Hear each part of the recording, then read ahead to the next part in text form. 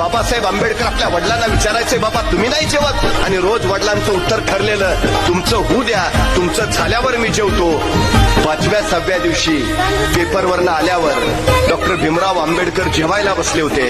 जेवता जेवता अचानक त्यांच्या लक्षात आलं की मी रोज वडिलांना विचारतो तुम्ही नाही जेवणार, आणि ते सांगतात तुमचं झाल्यावर मी जेवतो. पण माझं जेवण झाल्यानंतर टोपलीत भाकरीच शिल्लक राहत नाही, तर माझ्या नंतर माझे वडील मग खातात काय? त्यांनी जेवता जेवता वडिलांना विचारलं, बाबा मी रोज तुम्हाला विचारतो तुमचं जेवण, आणि तुम्ही सांगता की भीमराव तुम्ही जेवून घ्या, तुमचं झाल्यावर मी जेवतो. पण बाबा माझं जेवण झाल्यानंतर टोपलीत भाकरीच शिल्लक राहत नाही, मग तुम्ही खाता काय? तुम्हाला भूक नाही का लागत? तसे रामजी बाबा म्हणाले, भीमराव माझी भूक या भाकरीनं भागणारी नाही. तुम्ही एवढ्या